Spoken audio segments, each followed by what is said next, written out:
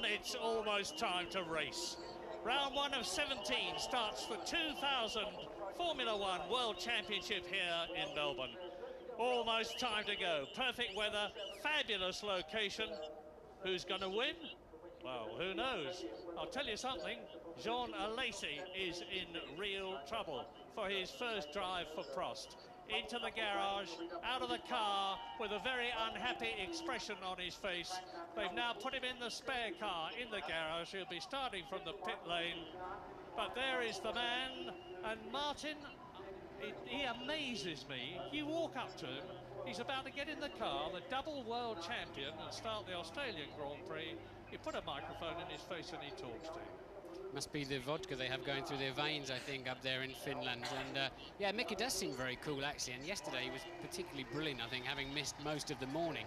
To stick the car on pole was quite sensational, and certainly gave Michael Schumacher something to think about. Michael was in the press conference saying, hey, third or fourth, it doesn't really matter, but it does matter to him. He was very angry about it, and I know people who know him and saw him later on saw a completely different Michael Schumacher. But what's confusing is just how fast that Ferrari seems to be when they, when they can string a few laps together. Michael says we didn't use our tyres properly in qualifying, so the paddock is pretty much expecting the two Ferraris, if they don't get ahead at the start, to be pushing the McLarens quite hard. But we were wrong about that yesterday. The amazing thing is the first 5 on the grid are absolutely identical to last year. 2 McLarens again on the front row of the grid, 2 Ferraris on the front row of the grid, but 4th last year was Rubens Barrichello. He's 4th this year. Last year it was in a Stewart, and this year in a Ferrari. 5th on the grid, Heinz-Harald Frentzen, and his new teammate, Jarno Trulli, and he's been going well. But no one has said this yet, and it needs to be said, I think. Jenson Button, of whom so much is expected and he's got so much attention being paid to him, was actually 2nd fastest in the warm-up this morning.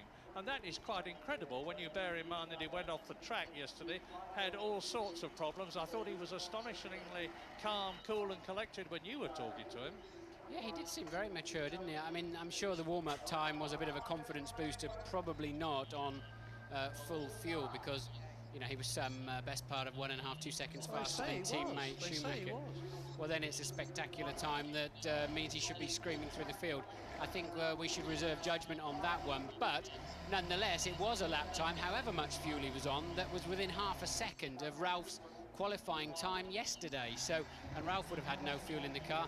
Of course, nice and cool conditions this morning, unlike the track temperatures of 51 degrees towards the end of qualifying yesterday, which, as we've spoken about before, gives up an awful lot of grip. I can see Alesi out of the window here, lining up at the end of the pit lane. Now that's a drama, because that means everything is cold. He's not going to get an installation up to go round to the grid. Stone cold brakes, stone cold engine and gearbox. Tyres not up to full operating temperature at all. They're already losing heat now the blankets are off. That's Salo. That's a different picture. That's Salo actually on the grid, of course, in the Sauber. So Alesi, and I know in '96 I started the second race here from the pit lane, and it was staggering how little grip you had when you arrived into those first few corners. But Alesi's experienced enough, the most experienced man on the grid, to cope with that. Pedro de la Rosa in the new Arrows, and very impressive it is too. And his teammate Jos Verstappen is 13th on the grid. So a 58-lap race. And there they are, soon to start the formation lap, the parade lap before the start, the Australian Grand Prix.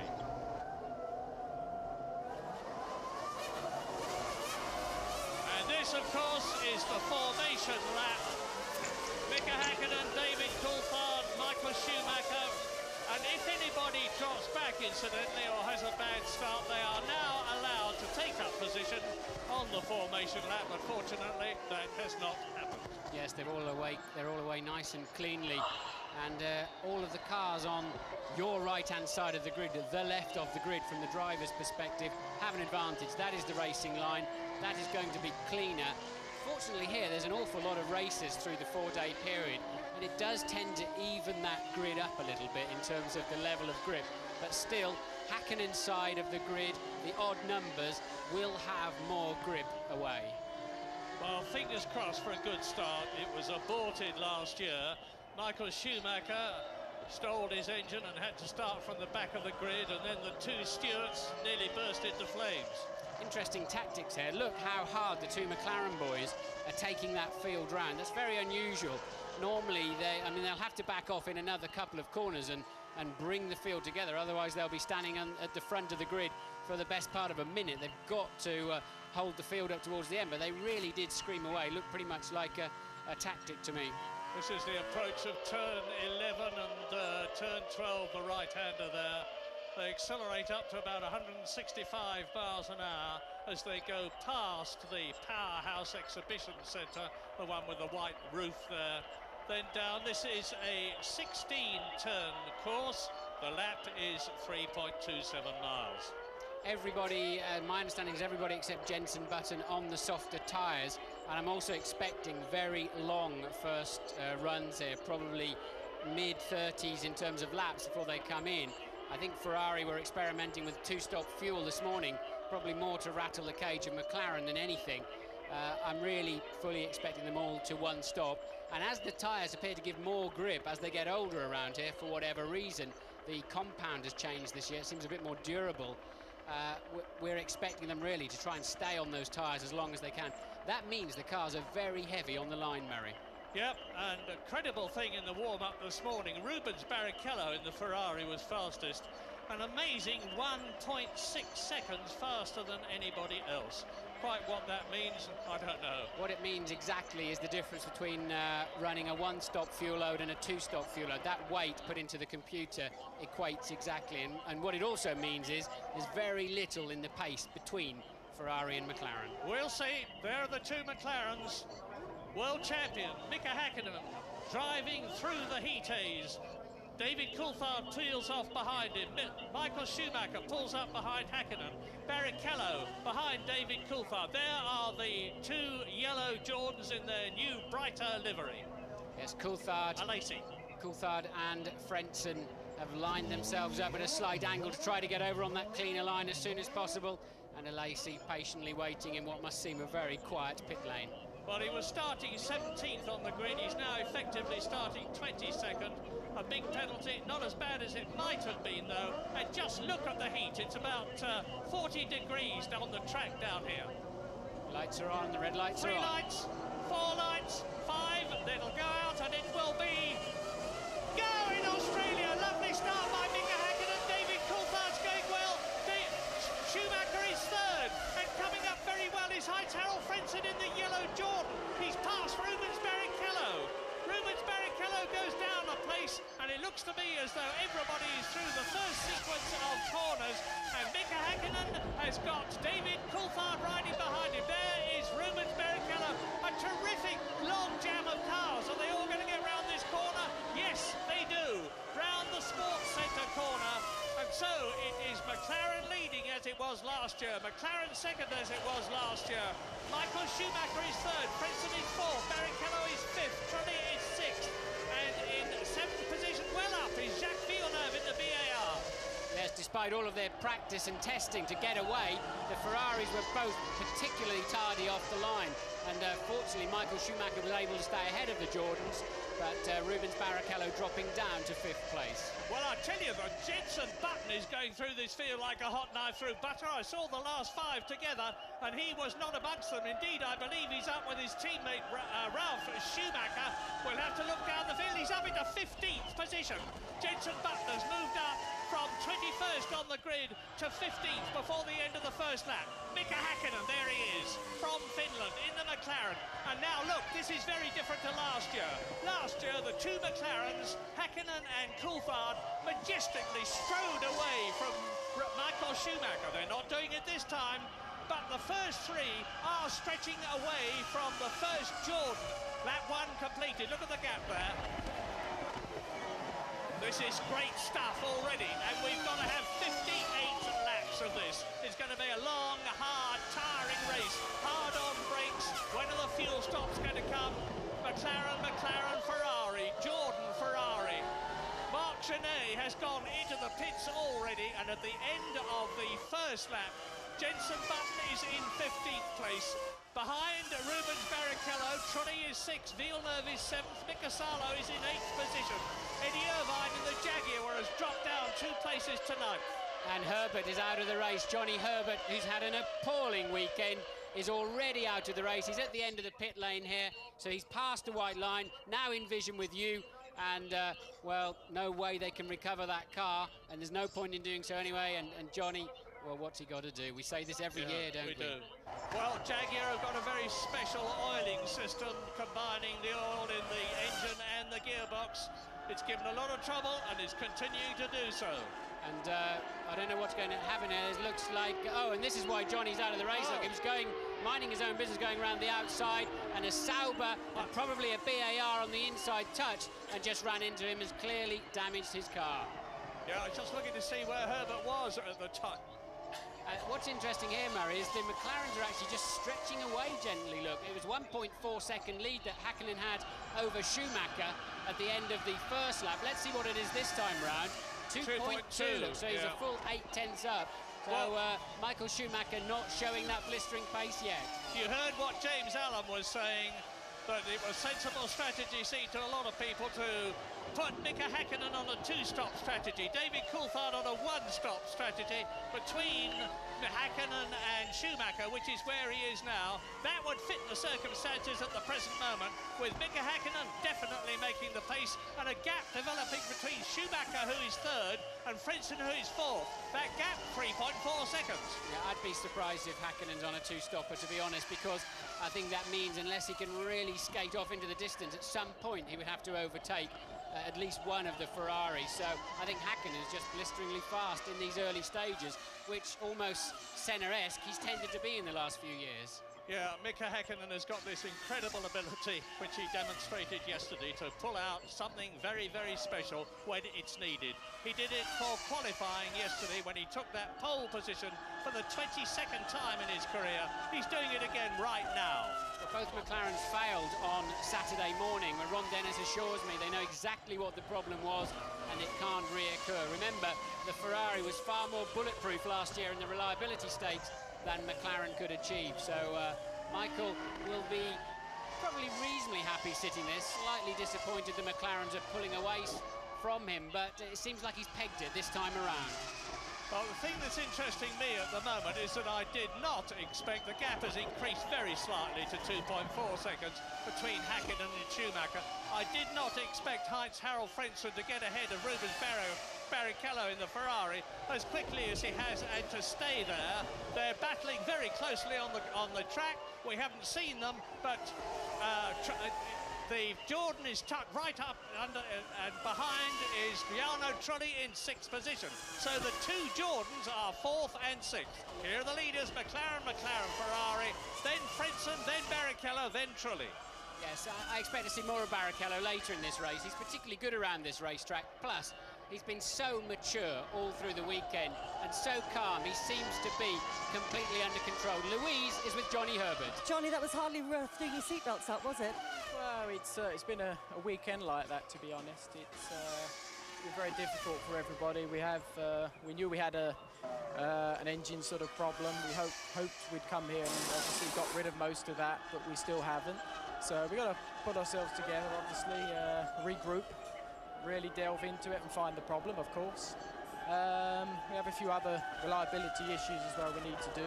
But, you know, generally it's, we know the car, when it runs, is actually a capable car. But obviously it's just a bit frustrating, like today, where you get a good start, you're getting a little bit, all right, it was a bit I think Pedro got pushed by someone who got pushed into me. But then the clutch went directly after that, so I was already on my way out, which is, you know, it's just a shame because we need the mileage now. Things can only get better. Well, you're watching now the Jordan followed by the Ferrari. It's Frentzen and Barrichello. Just behind them in 6th position is Jarno Trulli. Where is Johnny Herbert's teammate Eddie Irvine in the other Jaguar? He started 7th. He's been passed by both the arrows of Verstappen and De La Rosa and Mika Salo's Sauber and Villeneuve's BAR. So Eddie Irvine, the man who won this race for Ferrari last year, is down in 11th place. And Mika Häkkinen has now just made another fastest lap of the race. He's really flying, 1 minute 33.9. Well, Barrichello's got a job on to pass that Jordan, which is not too slow in any part of this racetrack. Barrichello's got the faster car at the moment, that's clear to see. But has he got enough of an advantage? There really are so few places around here. The braking and turn-in areas are short and very high-speed turn-ins, for example, into this chicane, and doesn't offer any overtaking opportunities. That's a Lacey trying to make up ground, trying to overtake the Sauber, and clearly locks the rear wheels, probably on downshift as he headed into the apex with a bit too much speed, and that's put him probably straight to the rear again. Yeah, his dander is well and truly up. He had made his way up from last to 18th, as we look at Jacques Villeneuve now, 7th position in the BAR, and right behind him is Mika Salo in the Sauber, the man who drove for Ferrari at BAR last year. Salo in the Sauber with the Ferrari engine, and Jacques Villeneuve will be looking not just for another finish, he didn't have many of those last year, but for BAR's first point, as Pedro de la Rosa of Verstappen have a look at Mika Salo. The new orange arrows are going magnificently with the Supertech engine. They've got a brand new chassis, they've got two very tidy drivers, and one of them, Pedro de la Rosa, you can see in 10th position, is swarming about all over Salo, and behind the second one, Jos Verstappen, is Eddie Irvine in the Jag. Yes, and I'm expecting that arrows to be quick through the entire race. Looking at it, remember I said in qualifying yesterday, it's very supple at the rear.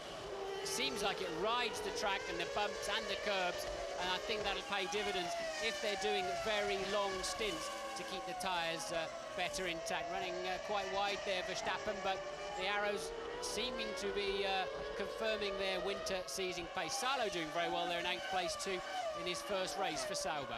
Lap 6 out of 58. There's the leader, Mika Häkkinen. You can see how far he is ahead of David Coulthard.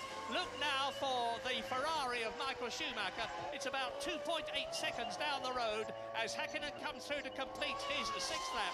But Michael Schumacher is still very, very much in touch with the leaders. Frentzen is still 4th, then Barrichello and Trulli. Mika Häkkinen has just done another fastest lap, and Michael Schumacher goes quicker again. Michael Schumacher is piling on the pace. He's closing slightly. He's got it down to 2.7 seconds. Yes, Schumacher is very fast in the last section of the racetrack, over half a second a lap faster than McLaren's, and that's where he's able to make it up. So Michael beginning his charge now. Barrichello still tucked up behind Frentzen by just 0.2 seconds. Button dropped back to 16th place. He's lapping about 2.5 seconds slower than the leaders per lap. And that is nothing to be ashamed of in his first race. Incidentally, it's the first race, of course, for the BMW V10 engine in the two Williams cars of Jenson Button and Ralf Schumacher, who is in 13th position, Ralf Schumacher. And David Coulthard is now taking up the attack. Fastest first sector this lap of 3.3 miles is split into 3 sectors. Eddie Irvine has spun, and it looks as though both Jaguars are likely to be able to shove off, says Eddie Irvine to the marshal. Yeah, well, the engine stalled, so Eddie's just trying to manoeuvre it, 3-point turn it out of the way, and he wanted to decide which direction it was going in. So the safety car is standing by, we see from the computer here, but I think they'll clear that more than quickly. Oh, there's a wheel off there too, so whose wheel is that? Somebody else must have crashed in there too, you know, because Eddie Irvine had 4 wheels. Eddie Irvine had 4 wheels on his car. Look, there it is. So somebody else, not in our... Safety car is out. Safety car deployed, and we think it's De La Rosa has gone off into the wall. Well, that makes sense, because they were together in 10th and 11th places. And as in 1999, so in the year 2000, the safety car goes out, which gives Michael Schumacher the opportunity to close up on David Coulthard, and David Coulthard to close right up on the race leader, Mika Häkkinen. There they are, first, second and third. What I suspect happened is De La Rosa's gone off and collected Irvine or distracted Irvine in the process, but we're waiting for a replay of that. Now let's have a look here. We're going to find out. De La Rosa running wide, look, and he's lost control there. That's very strange. Is that the same car? I think that's Verstappen. That was Verstappen, not De La Rosa. Yeah, and this is the look, a front suspension failure on Verstappen's car. I wonder if it was the same problem for De La Rosa. So both arrows off in the same lap. Well, a bad opening Grand Prix for Jaguar with Johnny Herbert and Eddie Irvine both out by the 8th lap. Don't be too discouraged, though. There's a long and very steep climb in Formula One to reach the top. And Jaguar are right at the bottom of the ladder now, starting with what was the Stewart team, but there's a lot of new things in it and a completely new motor car.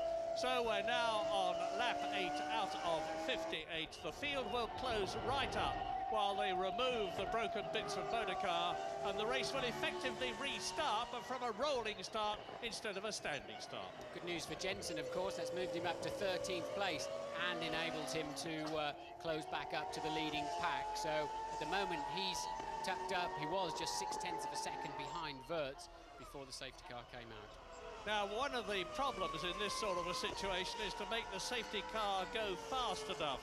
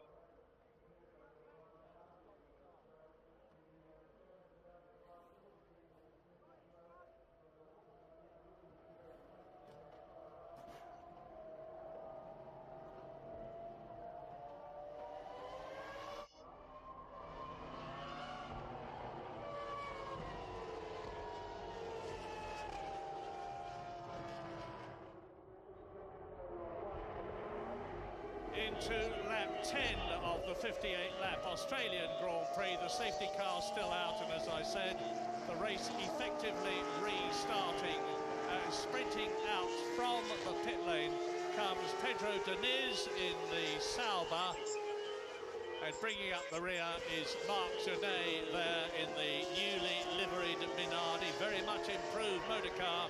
And the news, incidentally, that the takeover by the Spanish Telefonica organisation is almost completed, and it's quite likely that it will have been by the time of the Brazilian Grand Prix in 2 weeks' time, in which case the Minardi team will all move out to Spain from Italy.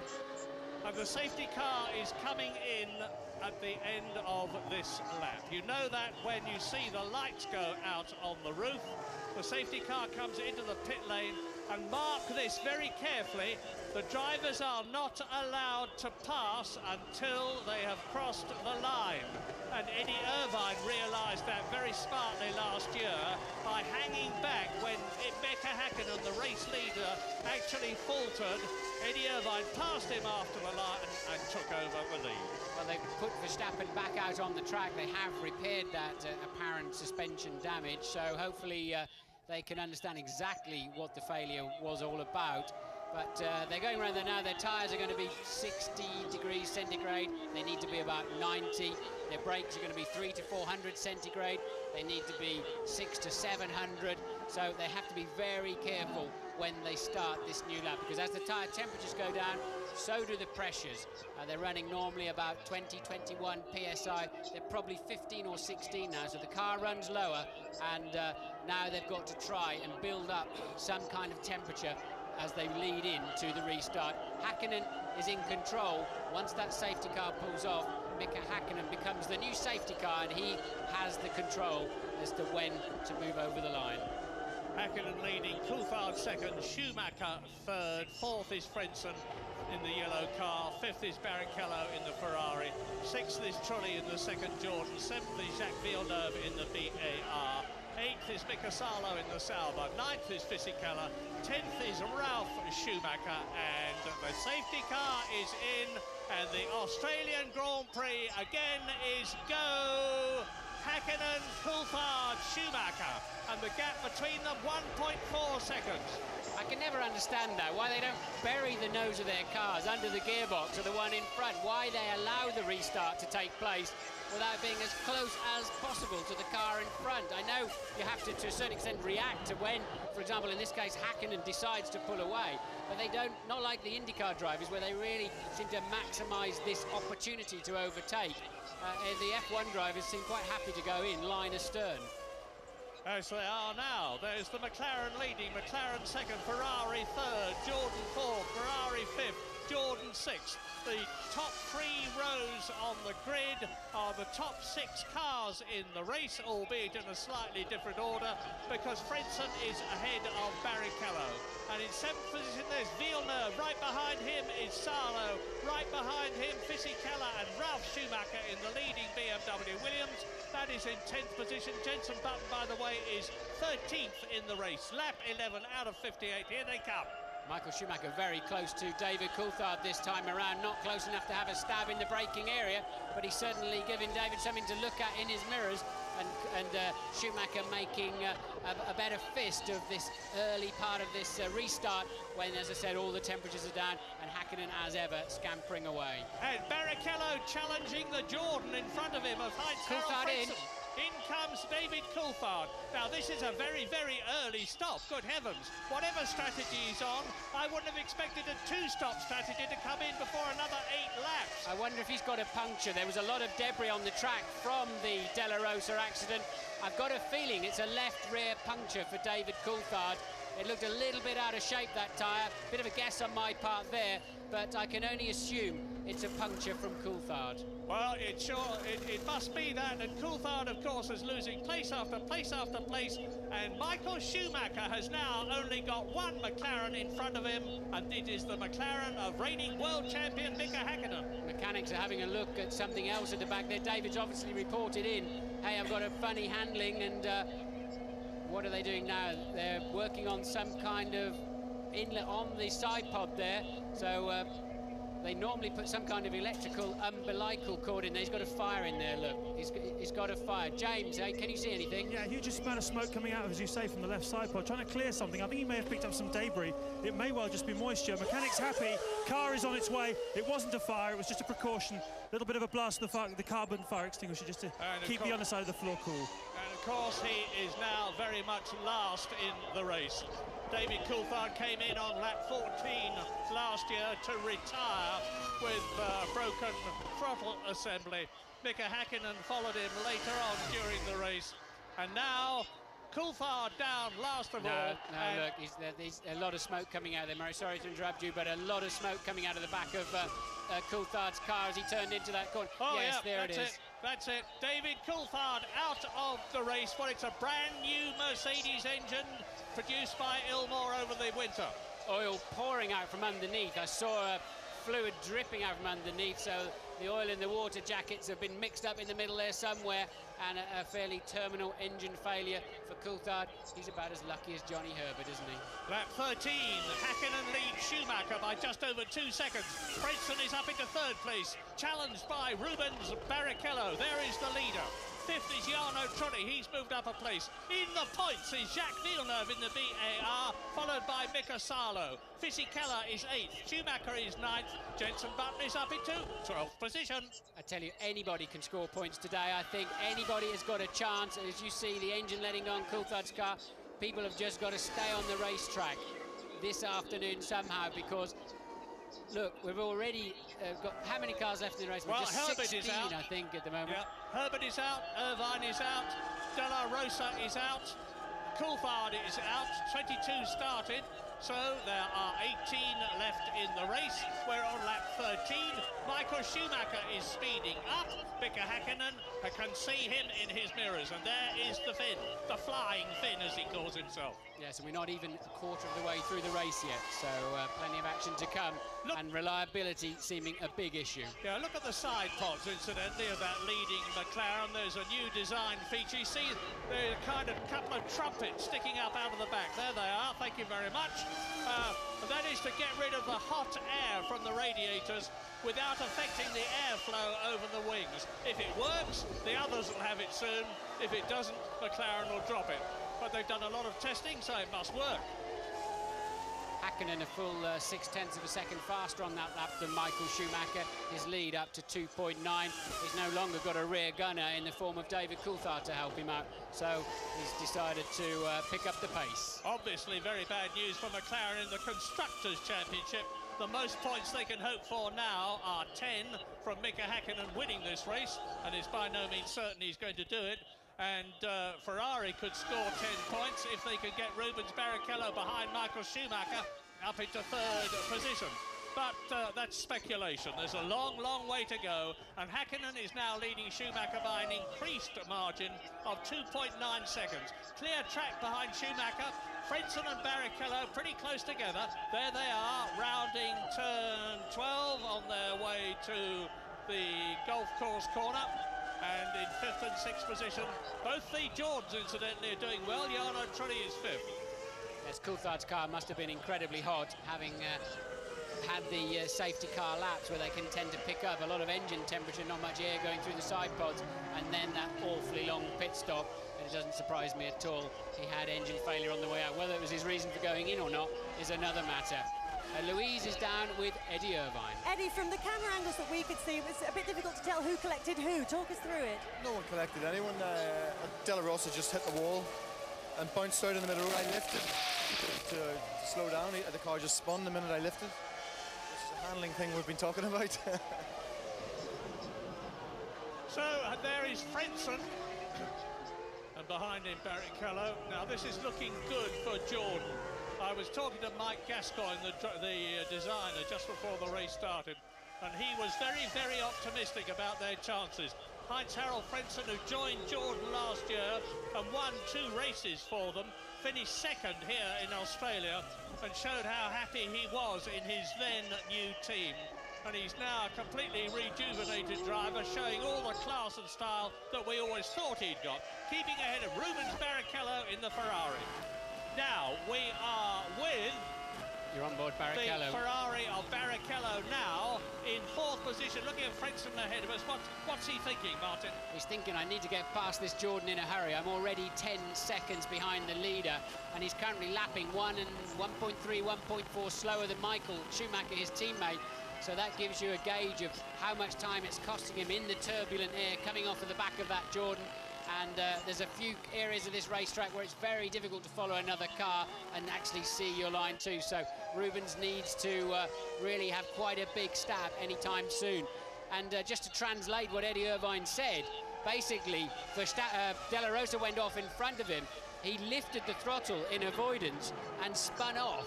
So that's quite an alarming handling trait that Eddie referred to as having spoken about before this weekend.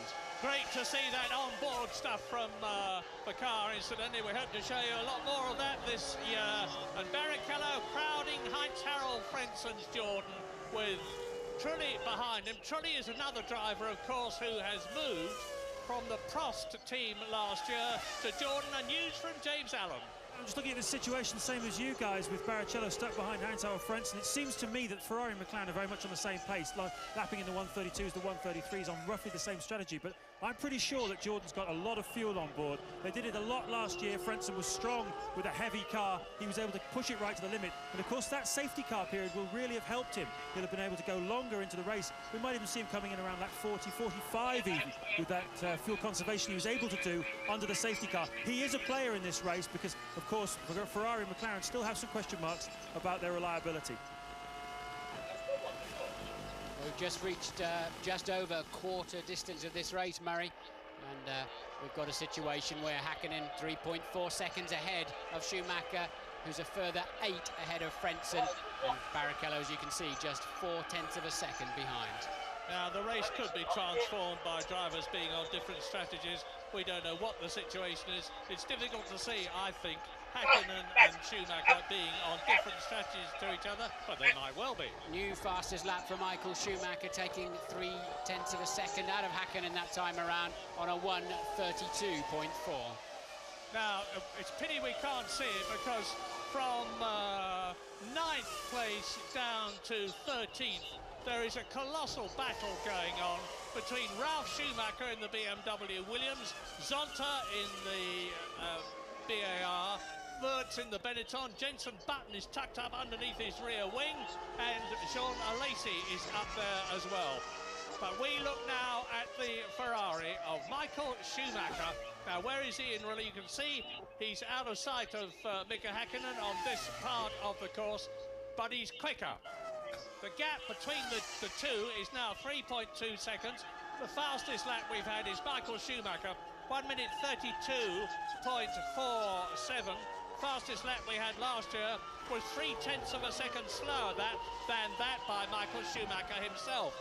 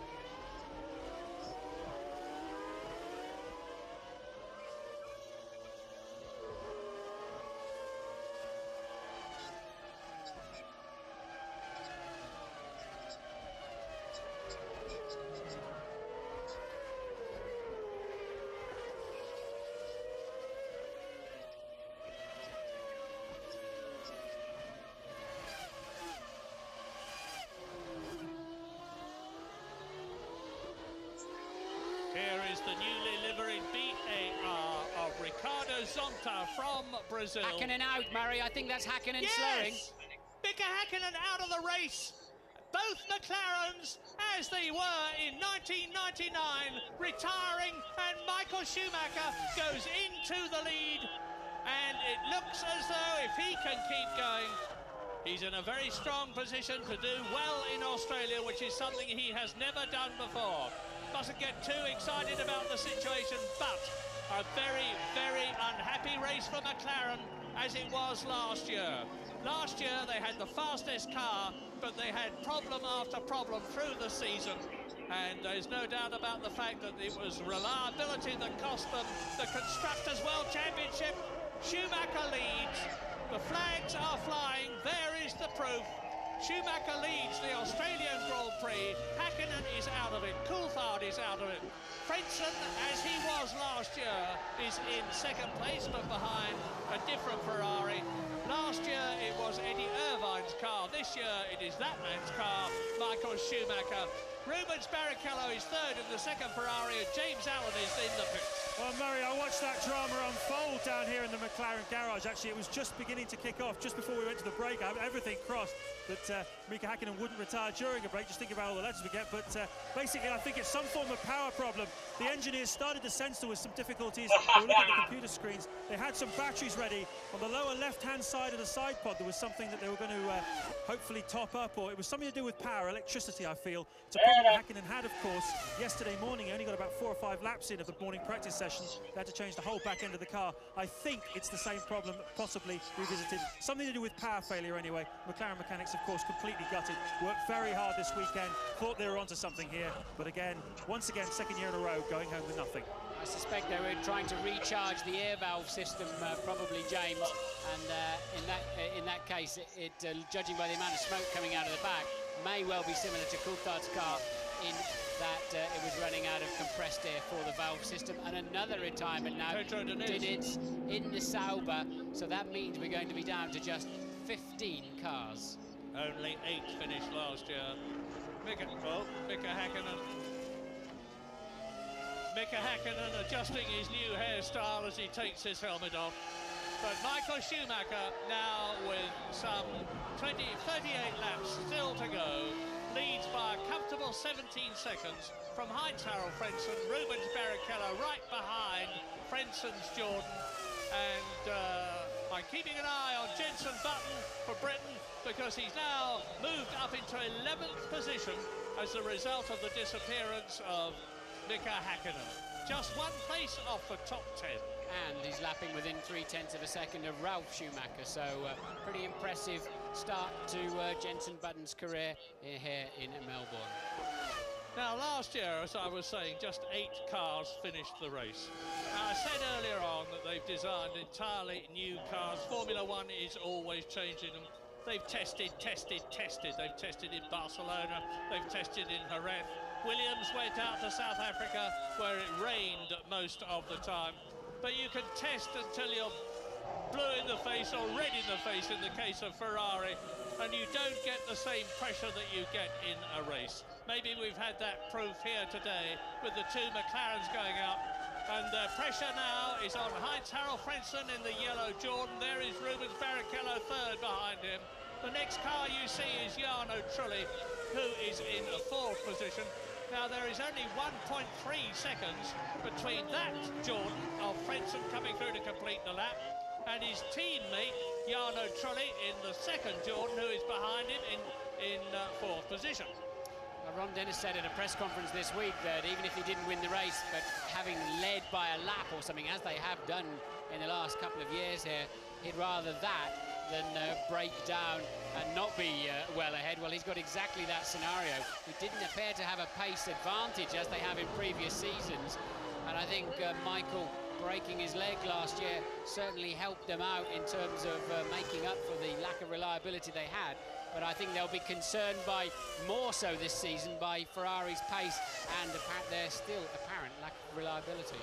Yeah, there is no doubt about the fact that Ferrari is much closer to McLaren than it was last year. Last year, Hakkinen was 1.3 seconds faster than Schumacher on the starting grid. This year it was only half a second, and that is confused a bit by the fact that Michael Schumacher had a very quick lap at the end of qualifying, which he wasn't able to complete which would have possibly given him pole position. So I would say that it's even Steven between the McLaren and the Ferrari this year so far. And Ferrari, of course, is fabled for its reliability. Well, this is a curious lap from Barrichello. We just happened to go on board with him. He's done 2 green sections on the computer, his fastest 2 sections of the race so far, after 22 laps completed on their 23rd, coming towards the end of it now, and has suddenly zoomed right up to the back of Frentzen. Probably he's been told to pick the pace up a little bit. Yeah, let's look at the constructors. Ferrari is leading this race. Jordan are in a very strong position, with Frentzen in 2nd position and Trulli in 4th place. Ferrari, of course, have got Barrichello in 3rd position. BAR are on target for at least 1 point at the present moment, because Jacques Villeneuve is in 5th position, and he's more likely to finish the race this year than he did last year. By this time last year, he was out with a broken rear wing, which brought the safety car out, and he's got the Honda engine this year in the BAR, and it's been very, very reliable all through testing. BAR are looking good at the moment for their first point, and Sauber are on a single World Championship point if they finish this race, which has still got 36 laps to run, because Mika Salo, the Finn, who joined them from Ferrari as a result of Michael Schumacher coming back for that absolutely sensational drive at Malaysia last year. Mika Salo is in the Sauber team. Now 7th is Fisichella, 8th is Ralf Schumacher, 9th is Zonta, 10th is Alexander Wurz, 11th Jenson Button. You're watching Trulli in 4th place there, but remember, Salo could have and should have won in Hockenheim last year, had to give the race up to teammate Eddie Irvine when he stood in for Michael Schumacher. And I have to say, Salo hasn't shown this kind or that kind of performance earlier on in his Grand Prix career, so Mika has clearly stepped up a gear somewhere. 22 started, 16 left, 6 retirements. Here they are in retirement order. Johnny Herbert out in the Jaguar, Eddie Irvine out in the Jaguar, De La Rosa out in the Arrows, David Coulthard out in the McLaren, Jos Verstappen out in the Arrows, Mika Häkkinen out in the McLaren. Both McLarens out of the Australian Grand Prix, both Arrows out of the Australian Grand Prix, and both Jaguars. 3 very unhappy teams with a lot to do. And leading still Michael Schumacher. Well, is this going to be the brilliant double world champion Michael Schumacher from Germany's race? It is 127th Grand Prix, of which he has won an incredible 35. I can see a Prost in the pit lane, stationary in the pit lane, Murray out of the window, so I can't see which driver it is from here, but it looks like we may have yet another. Hearing on the radio, it's Heidfeld, so we've got yet another retirement from this motor race. Yes, I was talking earlier on and I think got distracted. This is the first race of the year, and although testing is one thing, racing is another, particularly in this sort of heat. It's not nearly as hot as it was yesterday. The track temperature yesterday at one point nudged up to 50 degrees. It's 35 degrees now, but it's still mighty hot. And when David Coulthard and Mika Häkkinen got out of their cars at the end of qualifying, they looked like a couple of boiled lobsters in silver suits. James Allen, news? Yeah, Murray, I'm just trying to get a little bit closer to the bottom of what happened to the 2 McLarens. It appears that both cars went out with the same problem, and it appears it's engine-based. They both had misfires. Coulthard came in to try and fix some form of misfire. The little flash of flame you saw under the car and the flash of the fire extinguisher was because the bodywork was getting hot, but the basic problem was to do with a misfire. The mechanic was working on the same area of the car that they were going to have to work on Häkkinen's had he made it into the garages. So same failure, both cars engine related. Thanks for that, James. Clearly a lot to do.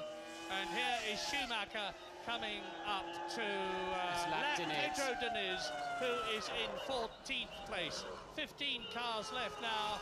Nick Heidfeld out of his first Grand Prix for Prost, the Formula 3000 champion of last year. But I think he's, I've just had news that we think he's actually rejoined the race. Yes, he's out of the pits, I see on my screen in front of me.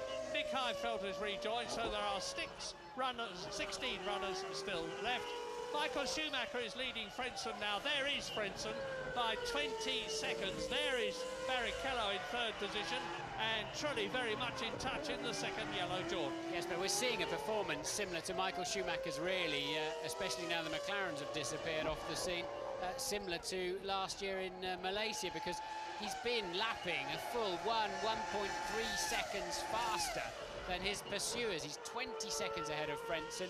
And Barrichello, I mean, Michael was quicker on that last lap, despite the traffic you saw him overtaking, and just setting a new fastest first sector of the race already as I'm speaking. And Michael just really in a league of his own at the moment. Martin, your thoughts on the fact? No, not your thoughts on that, because with the news that on lap 26 it is still Schumacher, Frentzen, Barrichello, Trulli, Villeneuve and Salo in sixth position.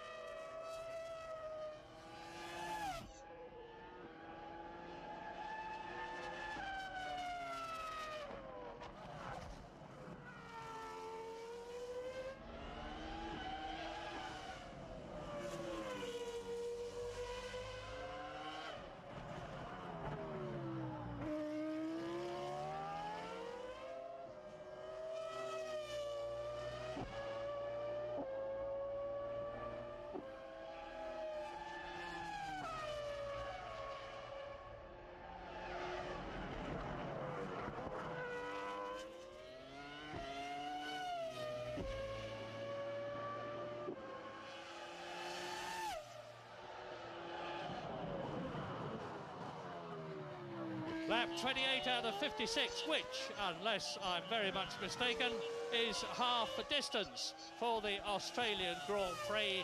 Track temperature 34 degrees, it's going down, and Louise Goodman is with Ron Dennis, the boss of McLaren. Ron, I understand both cars have gone out of the race with an engine-related problem. What can you tell me about that? Yes, that's quite correct. They suffered exactly the same failure, which was a pneumatic failure in the valve gear, which is exactly the problem we had with two engines in qualifying yesterday, or practice in the morning. What's obviously frustrating is that, you know, we complete thousands of miles testing to avoid these sorts of problems at a Grand Prix, and probably some spec change has occurred between the last test and the preparation of these engines, which has caused these failures to occur. On the positive side, they're all exactly the same. It is a small failure, and as such it will be technically very difficult to resolve, but when you're dominating a race and already in a situation where you're conserving fuel and dropping the pace, it's very frustrating. I think it was a comfortable result, and makes it a little bit more difficult to accept. Thanks for talking to us. New fastest lap of the race from Michael Schumacher. Strangely, pole position was slightly slower this year, and that's unusual, but the race pace is faster. Michael's still putting out over a second a lap on his pursuers, and he's lapping best part of 2.5 seconds a lap faster than, for example, the Williams, the Benetton, and the midfield group that are running from 5th through down to Jenson Button in 11th place. 2.5 seconds a lap faster. James is with Mika Häkkinen. Mika, you were driving so well there. You must be incredibly disappointed. Yes, extremely. I am very disappointed, but luckily we have still as much races to go like was total last year, so I think I still have a pretty good chance to score some points this year. Last year, Ron said he'd like to lead this race. That's more important, even if you retired. Do you still feel that way? Do you feel you have the edge over Ferrari from what you've seen this afternoon? I think we are very competitive at the moment, very strong, and I'm happy with the speed of the car.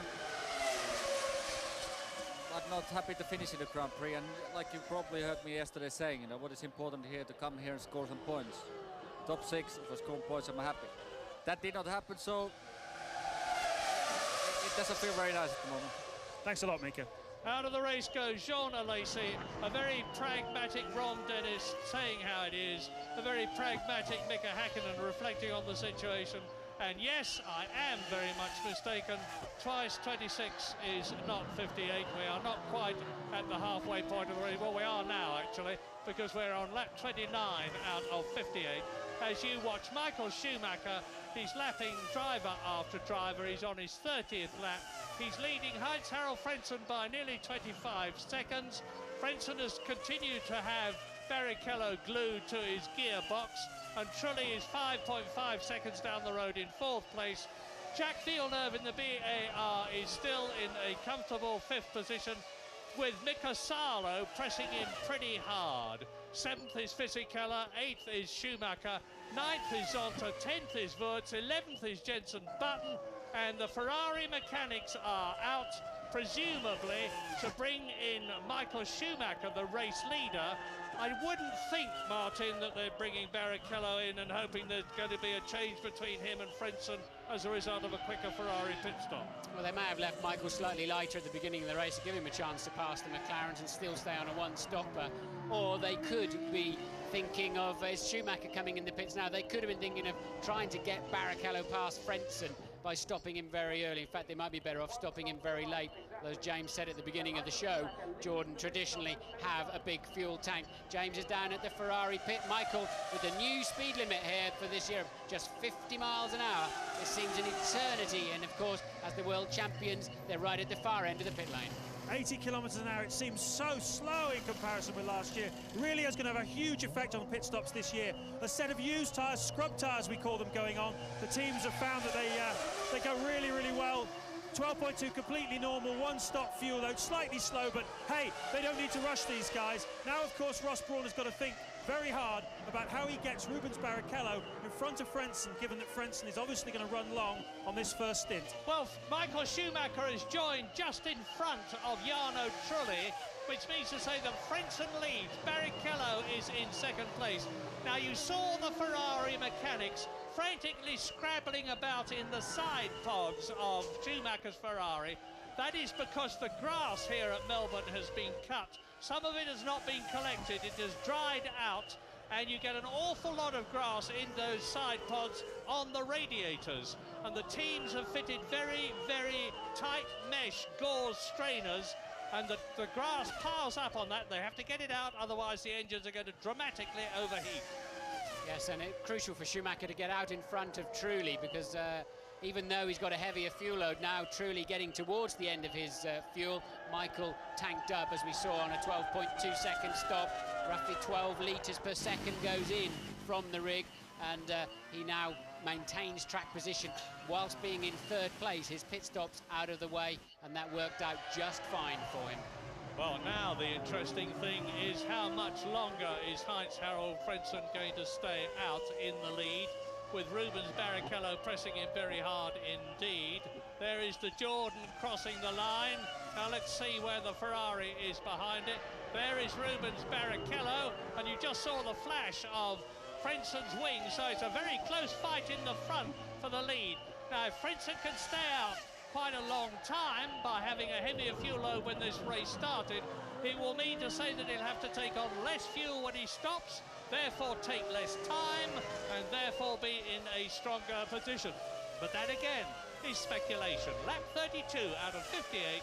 Frentzen leads. There's Barrichello behind him in second place. Frentzen was in second place last year. Barrichello drove an absolutely sensational race last year because, as I said, after starting from the pit lane in the Stewart after that fire he'd had, he clawed his way up, and then he had a 10-second penalty because he passed Michael Schumacher on the line after the safety car went out, and Barrichello still finished in 5th position last year. Mika Salo has pitted from 6th position. Presumably that was a regular pit stop, and that puts Button up in, Jensen Button up into 10th. Salo currently running 11th, but I think it was a scheduled stop. Now, I thought I saw Trulli emerging. No, it was one of the Minardis. The liveries of the Jordans and the Minardis are very similar this year. It's a much brighter yellow, as you can see for yourself, for Jordan, partly to defer to Deutsche Post, which is one of their new sponsors, and a large amount of money is being put into the Jordan team. You'll see the trumpets on there they are on the airbox. New sponsors all round, because as I said earlier on, there's a lot of high-tech money going into the teams, not the least of which is coming into the Arrows team from Orange. Yes, Rubens will be ruining that poor start, won't he, with on the 33rd lap of the race. And, well, look how much it's cost him. He's still tucked up behind Frentzen, but I have to say, not exactly harrying him around every corner either. So Rubens appears to be pacing himself slightly, but he needs to pick that pace up because Michael in the sister car has been going significantly faster. And as a result of the disappearance of Jean Alesi, Jensen Button in his first Grand Prix for BMW Williams is in 10th position. He is in the top 10. The Ferrari pit crew are getting ready again, and this time, of course, it will definitely be for Rubens Barrichello as Heinz-Harald Frentzen is coming up to the traffic. Salo in front of him. Yes, unless Frentzen, that's a Sauber, I think, in front, but unless Frentzen gets badly held up in the traffic, then, in fact, it's a Prost, then this is not going to work for Barrichello. Michael's gone out, and he's lapping some 2.5 seconds slower now with that extra fuel load. So clearly, pitting early is not going to help Barrichello at all. He just needs to hope that Frentzen gets caught up in some traffic, but so few cars on the road this afternoon, that's unlikely to happen. So we're riding with Rubens Barrichello from 3rd position. He made a brave try to get past Heinz-Harald Frentzen as they were lapping Nick Heidfeld in the frost, but comes up into the pit lane. Up on the jacks goes the Ferrari. Off come the old tyres and wheels, on go the new ones. Out comes the fuel filler, 9 seconds. Rather a slow start. Yeah, it's a bit of a jerky getaway there for Rubens. He just seems so serene this weekend, almost too serene. He's been cruising around, happy to talk to anybody and driving really beautifully, but a bit tardy away there, and that certainly won't give him a chance to slingshot Frentzen, although I'm looking to see what kind of traffic Frentzen does have in his view.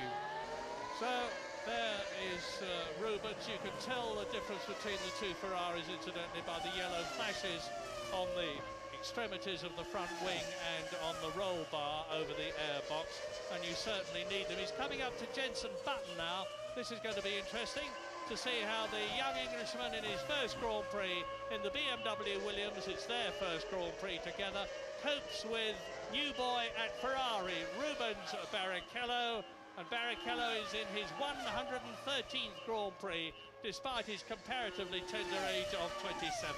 I think when it all shakes out, Button is ahead of Barrichello this time with the pit stop. Remember, with that safety car earlier in the race, it reformed the pack. So it's not a traditional situation where they make a regular stop and come back out in a predictable position on the racetrack. So I think you'll find Barrichello shakes out actually behind Jensen at this point in the race. Jensen is going jolly well, but the important thing for him in this race is not so much position, but a above everything else, to get some race mileage in. He's had comparatively little testing in the Williams because they've had a lot of development problems with the engine in particular. They had rain in South Africa when they went out to Kyalami for a full week. And Jensen is definitely light on mileage, so the deeper into this race he can get, preferably to finish it, the better off he will be for the future events. And he's in 9th place now, as Martin has correctly pointed out.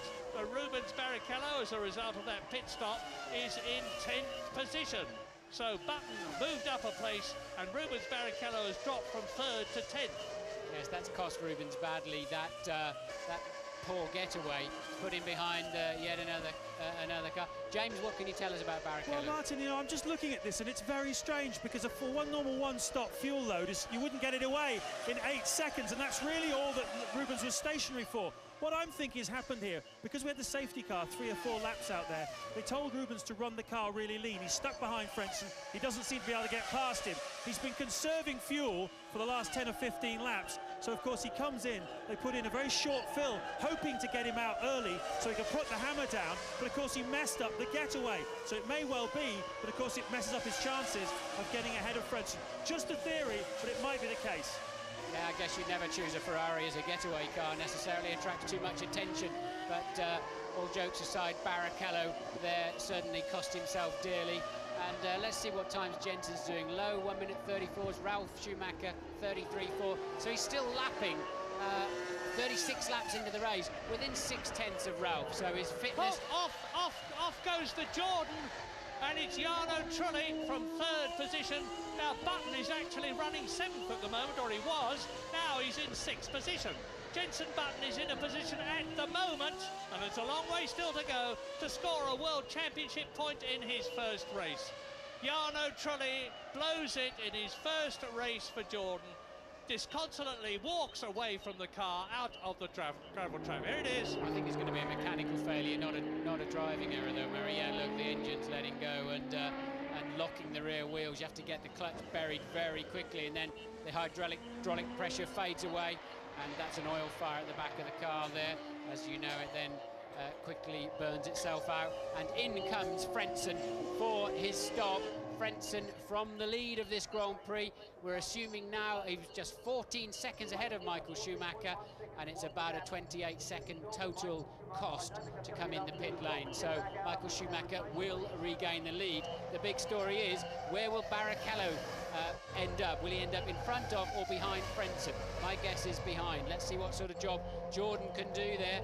Look, they've got a refueling problem. Look, the refueler's not gone on yet. It's not even on at all, so this plays beautifully into Barrichello's hands, and they're still shaking their heads. They can't get the refueler started. It looks like it may be putting fuel in now. The car must be getting so hot sitting there. 23 seconds, so disastrous stop for the Jordan team. Hear this, lap 37. Michael Schumacher leads. Jacques Villeneuve is in 2nd position. Ralf Schumacher in the BMW Williams is 3rd, and Jensen Button is in 4th position. Incredible! Rubens Barrichello is in 5th place.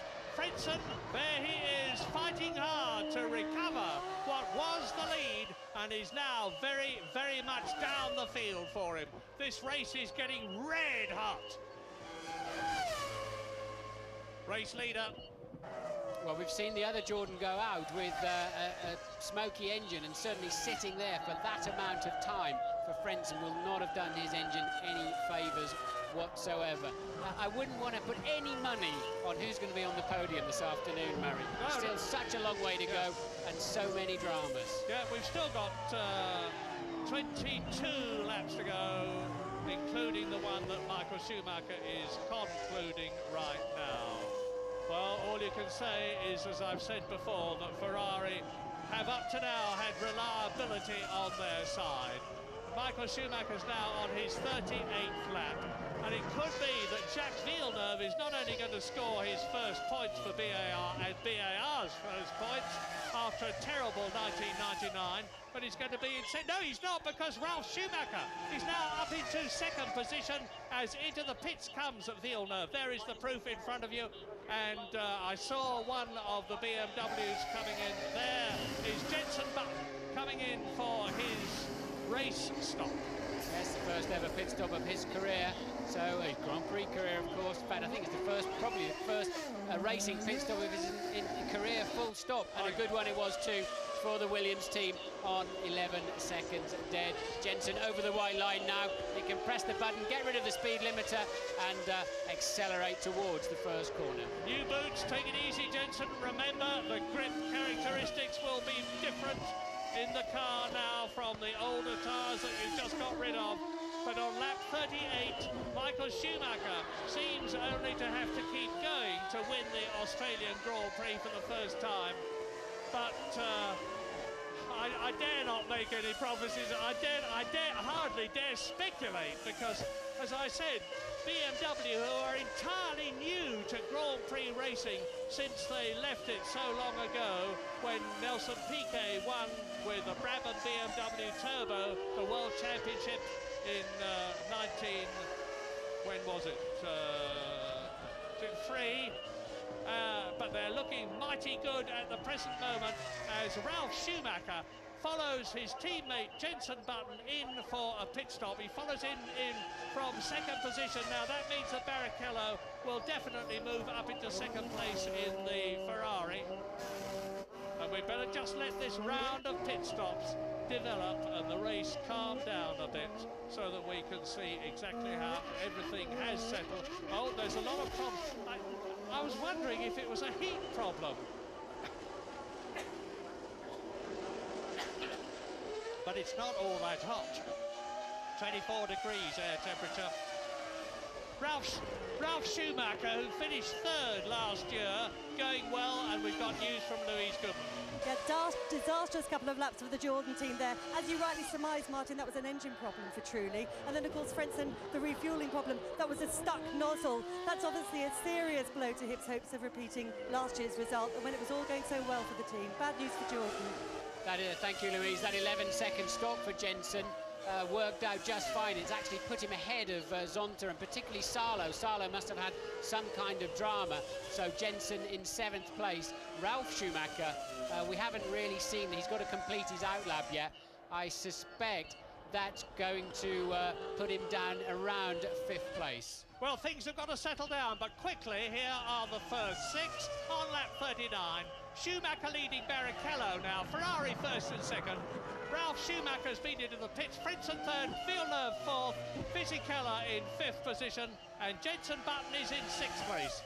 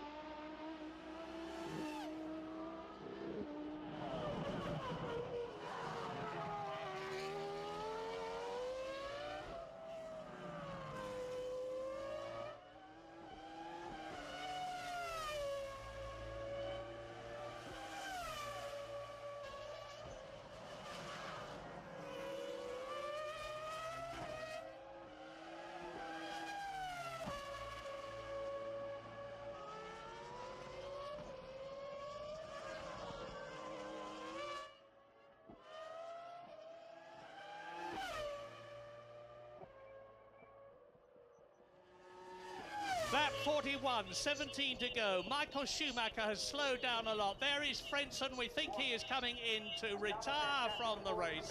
He slowed down so much. He's got a gearbox problem. That has been the Achilles heel of the Jordan car, this year's car, in testing, and it looks as though it struck again, if an Achilles heel can strike. Michael Schumacher, then Ferrari leads. Rubens Barrichello, Ferrari, 11 seconds behind him and speeding up to close the gap. Ralf Schumacher in the BMW Williams is third, Villeneuve is fourth, Fisichella is fifth, and the second BMW Williams of Jenson Button is in the points in sixth place. Ricardo Zonta is in seventh place ahead of Mika Salo. Wurz is ninth. Frentzen was 10th, but now Deniz will be. There are only 13 cars left with 17 laps to go out of the 22 who started. It is now a question of reliability. Rubens Barrichello setting the fastest lap of the race on a 1:31.4, some 4 seconds faster than Michael Schumacher.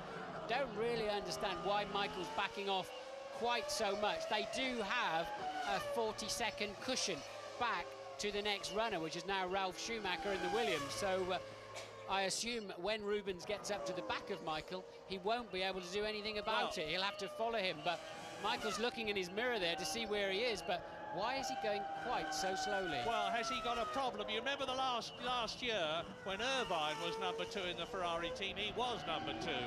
And if he was in front of Schumacher, he had to move over and let him through. Now, Rubens Barrichello has made great play out of the fact that he's not number 2, he's 1B. And he has not got to give way to Schumacher, but has Schumacher got to give way for him if Barrichello is in a faster car? I very much doubt it. Schumacher now on his 43rd lap, and Barrichello looks as though he's going to be making one of the quickest laps of the race. In fact, the gap is down to 4.8 seconds.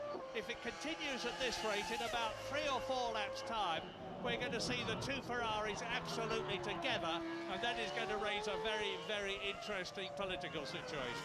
Yes, Michael's pace is matching everybody else, plus a little bit on the racetrack, with the exception of Barrichello cruising up behind him in second place. Jenson just 0.6 of a second behind Fisichella and lapping faster, so there'll be a squabble there for 5th place quite soon. Behind Jenson, Zonta and a recovering Salo we didn't see, but he must have had a very poor pit stop. Salo, who was running so well, lost out quite badly in the stops. That's a Minardi cruising in the background. That's Mazzacane, the Argentine driver, in his first race. He's in 11th position. Incidentally, he's been a heck of a lot better than anybody expected him to be. No one had ever heard of him.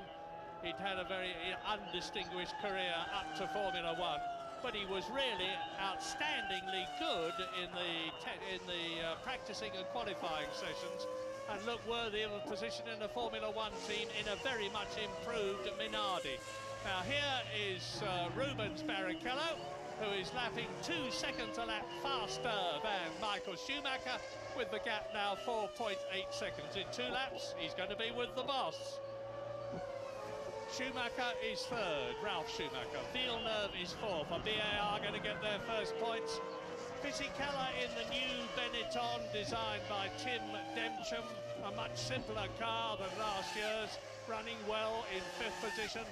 2 BMW Williams in the top 6, because Jenson Button is still 6th. Now here are the retirements again. Both Jaguars, Herbert and Irvine, out. Both Arrows out, De La Rosa and Verstappen. Both McLarens out. Coulthard and Hakkinen. Lacey is out. Trulli is out. And, of course, Frentzen is out, so that's both Jordan. I'll be amazed if anything other happens than Barrichello just cruises to not much closer than that. Here they are. And then just holds station. I don't believe Michael's got a problem particularly. They've got such a cushion, and this is a McLaren game really, pacing themselves at the front of a Grand Prix with an easy 1-2 apparently in their pocket. James, what can you tell us? Yeah, Martin, still 15 laps to go in this race, of course, don't forget, so anything can happen in that situation. Down here in the Ferrari garage, they are absolutely calm, very sanguine. Michael, they say, has absolutely no problem at all. My gut feeling is I think Rubens is trying to do a bit of showboating. He wants to get as close as he can to Michael to show that You know, he's on the pace, he's right there, he's with Michael Schumacher going into this championship, whereas perhaps Eddie Irvine in the past might have been 40 seconds back at the end of a race. Rubens is going to be right with him. Helped with a safety car, of course, but nevertheless, it's it's Ferrari looking pretty comfortable at the front at the moment. But as I say, 15 laps to go yet. Well, that 1 minute 31.4 of Rubens certainly proved your point there, James. But I think Michael has got it pretty much under control in the front. Remember, this is a tough track on brakes, particularly. We've seen Frentzen was going to win this race in '97. Brakes exploded. So they've got no reason. I'm a bit surprised they let Rubens push quite so hard. They've got no reason, really, to go any faster than they are. And it does appear now that Barrichello has just positioned himself a reasonable distance behind Michael. The worst case scenario is Michael having a technical failure or a driving error and taking the pair of them out if they get too close. And wouldn't they be popular with each other if that happened? Now let's ride with Barrichello and look at the master in the front. Michael Schumacher at work for Ferrari, seemingly on his way to his 36th Grand Prix victory out of the 127 Grand Prix he will have driven in by the conclusion of this one. Now, Barrichello, new to Ferrari, if he finishes second to Michael Schumacher, he can be very proud of himself. As I said earlier on, I understand that there's been a sellout at Sao Paulo for the Brazilian Grand Prix in 2 weeks' time. If Rubens Barrichello goes there, not only as Brazil's first Ferrari driver, but second in his first race only to Michael Schumacher, and he goes into the lead. That is, wow! I was going to say I think they'll deify him. I think they certainly will now. Michael Schumacher must have a problem, because there was no hesitation then whatsoever. No, hold on. He's got to stop again for gas. James was right. Well Didn't put enough fuel in it. They've got to let Rubens get down the road. He's probably got a bit of a quick stop at the end, a quick flash of fuel, and that's the only reason I can put on it. Well spotted, James. Thank you, Martin. But we'll see if it's right yet. That's certainly a dramatic development, whichever way you slice it. On lap 46 out of 58, Ferrari leads Ferrari second, but not in the order we expected. Yep, Ferrari, I've just heard, in fact I can see them out of the window, the massed cohorts of Ferrari, and it's Barrichello. I can see one of them carrying a board which has got Barrichello on it. So Rubino, as he is known not only in Brazil but everywhere else, and a very, very popular chap he is too, coming in for fuel. Now, Ralf Schumacher is 37 seconds behind him, so Barrichello will have plenty of time to take on a sort of splash and dash, come out into the track again in second position, and there he is coming into the pit lane. Are you there, James? No, he's not. He's got a way to go yet. The white line going over now for the speed limiter, but yeah, well spotted there, James, on that short field. They obviously changed strategy halfway through the race to try and leapfrog him over Frentzen. He had a bad pit stop, but Frentzen had an even worse one. James is there now. Yeah, I spoke to Rubens yesterday. I said, I bet you're looking forward to benefiting from one of those Ross Brawn race strategies. And he looked at me in the eye and he said, you betcha. Very, very short fill. 7.9, completely normal. Everybody here is absolutely as calm as you like. It was exactly part of the strategy to get Barrichello past Frentzen, and marvellous. Well, Michael Schumacher has been saying all along prior to this race, it is absolutely essential for us at Ferrari if we are to do well in the World Championship this year against a team as strong and as experienced and as successful as McLaren, with their driver partnership of Häkkinen and Coulthard, to get points early. We haven't done that in the past. We've suffered. We've caught McLaren in the latter parts of the season, but we need to be with them, if not ahead of them, at the beginning of the season. Well, at the present moment, on lap 47, with 11 to go, Ferrari are on a maximum 16 Constructors' Championship points. 10 for Schumacher, 6 for Barrichello, and of course, as out of the race goes Jenson Button. Well, that is but it looks to me as though it's not his fault. It's some sort of a problem. Look at the smoke from the back of the car, and he can say with enormous pride, that he was in the points for a lot of the race. There it is. There's the confirmation. You see, there is Villeneuve going through and Villeneuve behind him, Fisichella. That's how close it was, because there is Zonta going past Jenson Button as he parks the Williams and the rear wheels lock up. So definitely not Jenson's problem. I think there's a little hard work probably to do in Munich, and unless in the very unlikely event of the gearbox locking up. Well done, Jenson Button. Brilliant performance from Button, it has to be said. His pace was good, it didn't fade away as the race went on. He was mixing it with some more experienced drivers, and I have to say, a very, very impressive debut for Jenson Button. Now that means that I mean, this is an embarrassment of riches for the BAR team. Not that I think they will be the least bit embarrassed by it after the appalling season they had last year. But both their drivers are now in the points, with Jacques Villeneuve in 4th position and Ricardo Zonta from Brazil in the second BAR in 6th position. And it means to say that there are only 10 cars left now with Button out of the running, and they are on lap 48.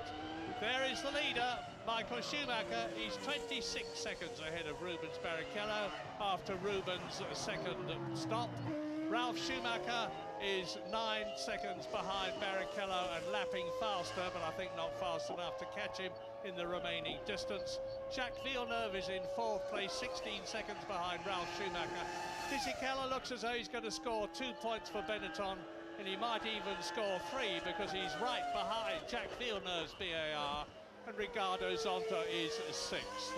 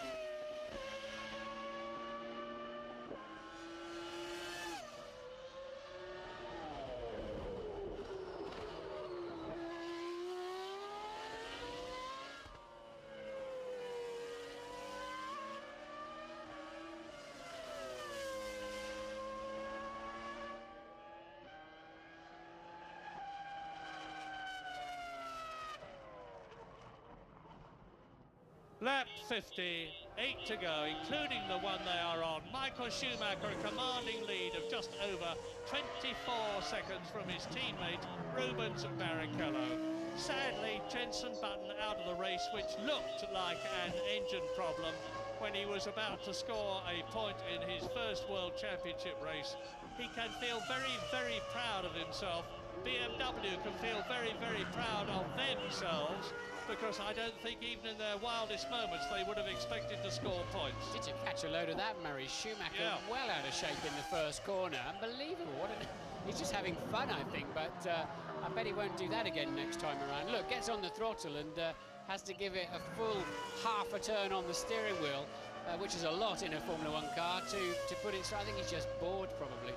Well, I was saying that BMW can feel very proud of themselves to be in the points, and they are, because although Button is out, Schumacher, Ralph is very much in.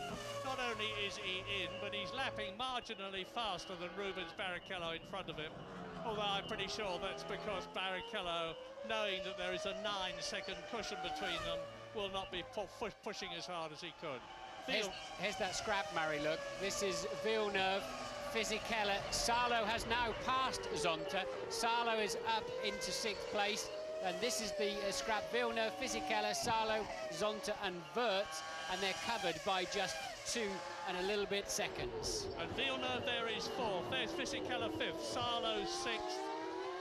Zonta is in 7th position and Wirtz behind him in 8th place. So 1, 2, 3, 4, 5 cars as quickly as you can say. It's battling for 4th position. Wonderful scrap, and this is the 51st lap of a 58-lap race. Yeah, I'd like to see a replay of how Salo made it past Zonta, actually. We haven't seen too much overtaking this afternoon. Be interesting to see where and how he was able to do it. Good performance from Salo today. As I said, I think he lost out in the pit stop somewhere, but he's getting it back up into the points. And at the moment, BIR look like they could be in for their first ever World Championship point. Here we go, look, we have got a replay. Salo taking a dive up, I think that's into turn 9. Good move there, made it stick, kept his line, and off he goes. Yeah, pretty experienced chap now, of course, Mika Salo. This is his 77th Grand Prix. He's driven for Tyrrell, he's driven for Lotus, he's driven for Ferrari, he's driven for BAR. Now he's with Sauber, and he's not only pushing past Zonta, as he has done, but he's closing up on Fisichella, looking for 2 points and not just 1, because Salo now in the Sauber with a very strong Ferrari engine has undoubtedly got more power than Fisichella, and he's looking for that place. There he is, number 17. There's Zonta, there is Wirtz. So both the Benettons are there, and Wirtz is just 2 places off a point. There's 2 other runners left in this race. Marc Genet is in 9th place in the Minardi, and Nick Heidfeld is still running in the Prost in his first Grand Prix, 10th and last. So there have been 12 retirements. Lap 52. Mika Salo getting a little bit ragged through 3, 4 and 5 there, but he's clearly the man on the move in that pack. He'd like to get up behind his great friend Jacques Villeneuve, who's currently running in 4th place. Sparkling performance here from Mika Salo. Look at the dust pouring off of his front brakes as he nails the middle pedal and tries to dump some speed, turns in nicely. That car's handling well.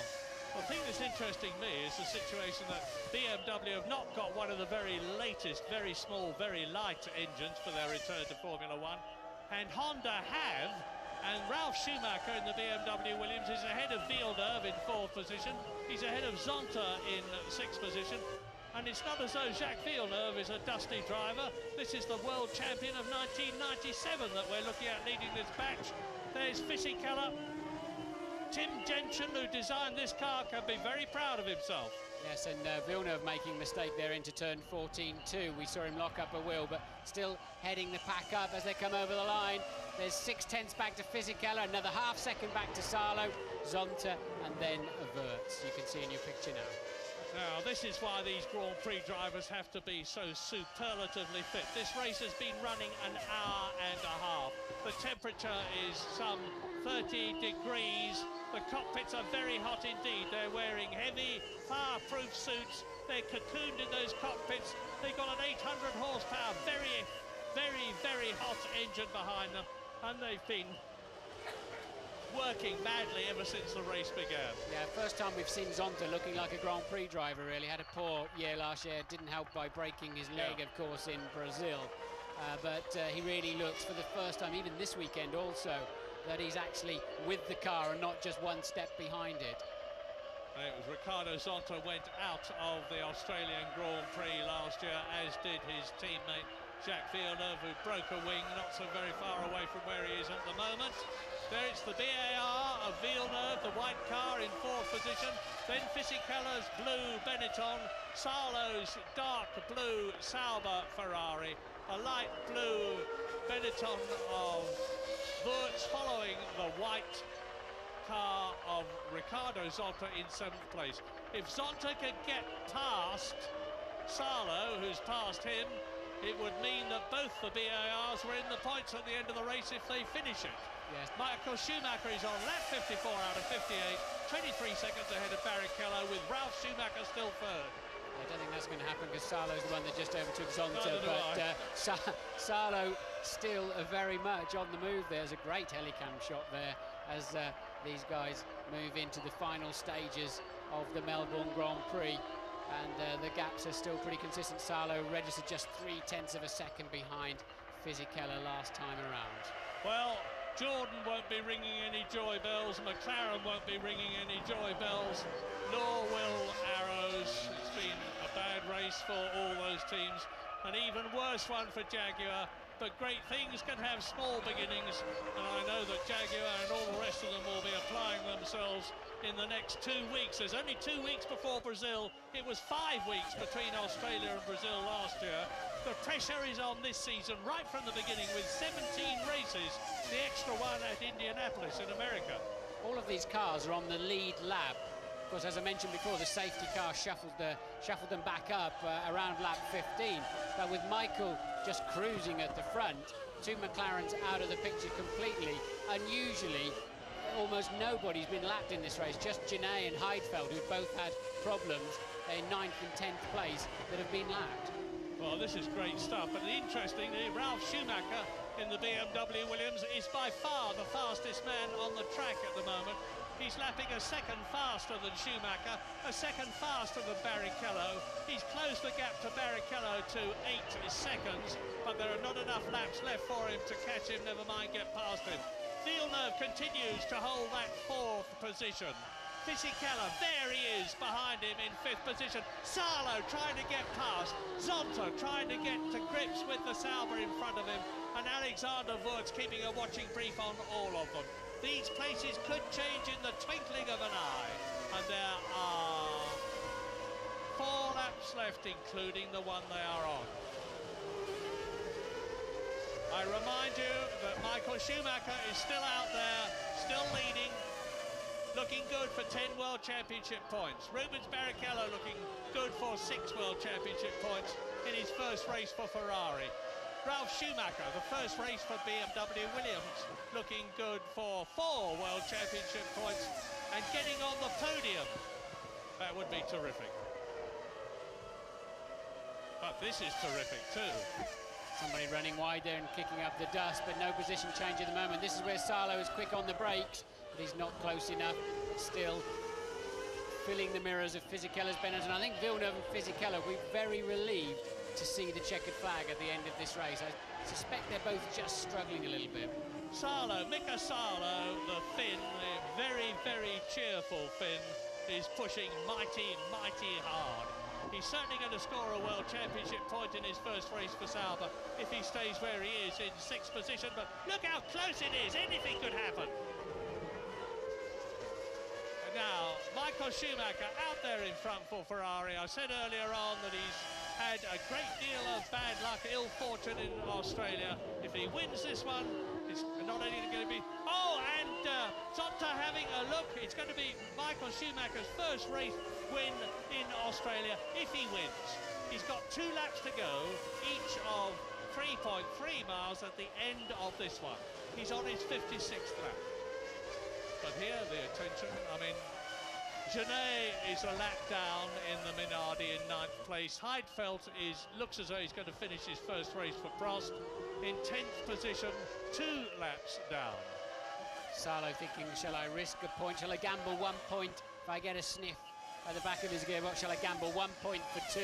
And knowing Mickey will be saying, yeah, of course I will, I'll have a go. So I don't think Fisichella's at all safe, while Mika Salo appears to have the faster car. Yeah, he's got that very powerful Ferrari engine from last year. Sauber have an arrangement with Ferrari that they will use last year's Ferrari Works engine, and we all know how good that was. Salo having a look. Wurtz trying to get through, but Jacques Villeneuve is going to be a mighty difficult man to pass. He's got all the experience. Meantime, Michael Schumacher and now the rest of them are on their 57th lap. That's the top 8 are on their 57th and the same lap. Marc Genet a lap down in 8th place. Nick Heidfeld 2 laps down in 10th position.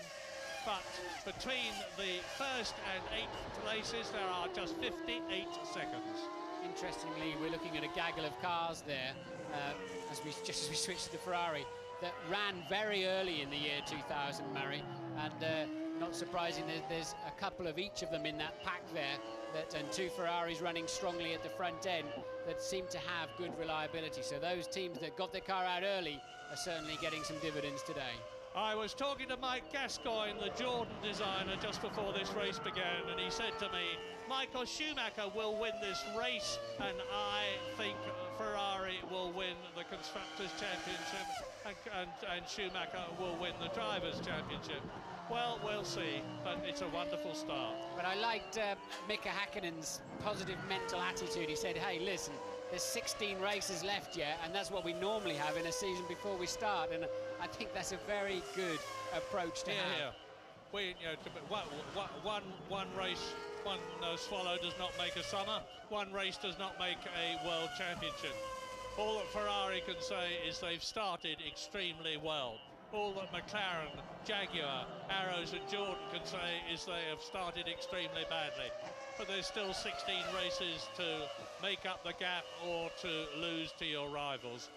But Michael Schumacher will be very, very happy with this. He's been enormously confident all the way up to the start of this race, all through testing and all through qualifying, even though he started 3rd behind the 2 McLarens. He said, I'm not the least bit bothered. This is a long race. 3rd is a good place to start. And it looks as though, as is usually the case when Michael says something, he was absolutely right.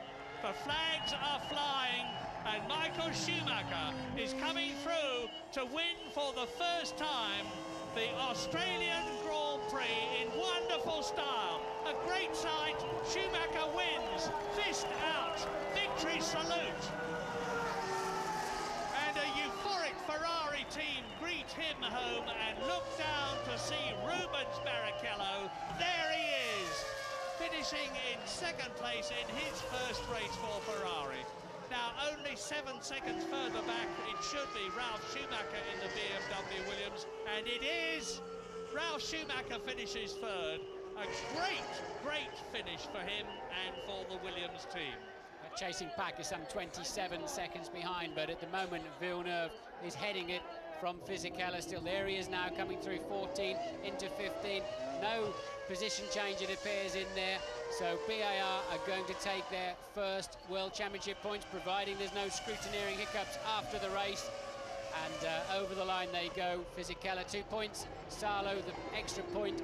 We've got 2 Schumachers on the podium, Murray. Ferrari winning this race for the 2nd consecutive year. Yeah, I don't think they will be any happier than the BAR team, who've not only got both their cars home in the top 7, but one of them scoring points, and it's right that it should be Jacques Villeneuve, and the other nearly doing so in 7th position, Riccardo Zonta.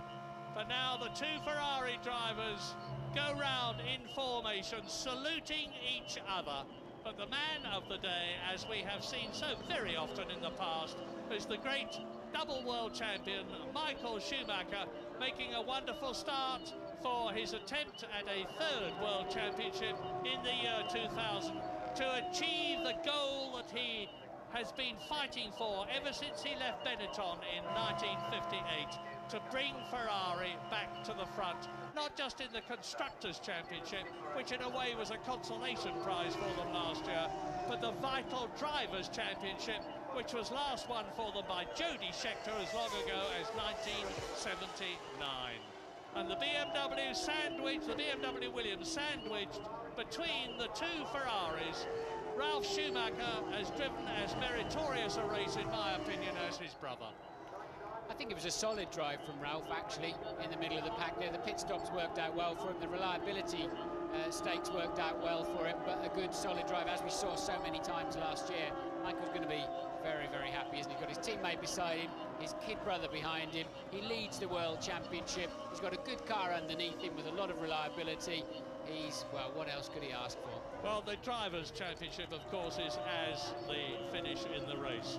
Michael Schumacher leads with 10 points, Barrichello second on 6, Ralf Schumacher third on 4, Villeneuve fourth on 3, Fisichella fifth on 2, Mika Salo a fine 6th with 1 point.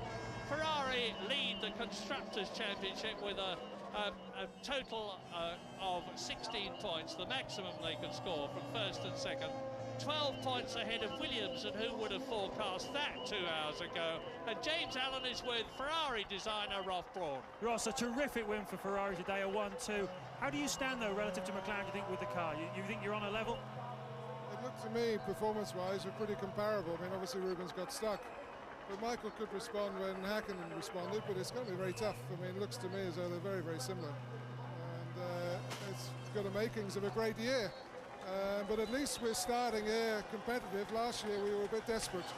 So I'm really, really happy with today.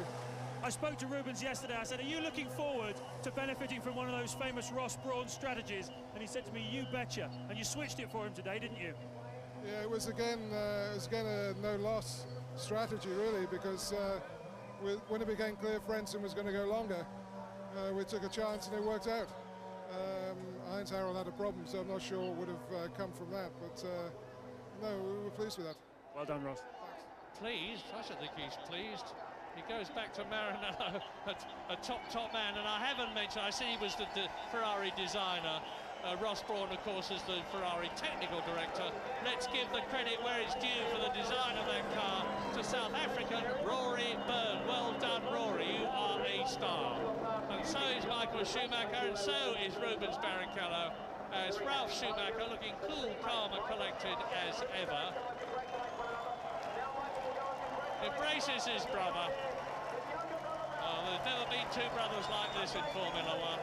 We've had them in the past, of course, the Rodriguez brothers and various others, not all that many of them, but this is the most successful brother partnership of all time in Formula One. Ralph on the right, Michael on the right, on the left, showing again that when he's happy, he is very, very happy. A walk in Albert Park for Michael Schumacher this afternoon, and Jean Todt, the sporting director of Ferrari, pretty pleased with himself and the entire team. It was faultless, really, wasn't it? McLaren getting away at the start of the race and with a 1-2 there, but Ferrari coming through at the end, and it was just so easy for Michael. I've never made any secret of my admiration for Michael Schumacher, and one of the many things I like about him is his uninhibited joy when he does well. I mean, he's not a grey man who doesn't show any emotions at all. If he wins, he's happy, and he shows it. And I bet you, when he gets on that podium, he's going to do the famous Michael Schumacher leap high up in the air to say, I am there, I am number one, I am a very happy man. And Melbourne, as ever, has seen a superb race. The Australians are a wonderfully enthusiastic lot. The first thing they have to do is go and be weighed.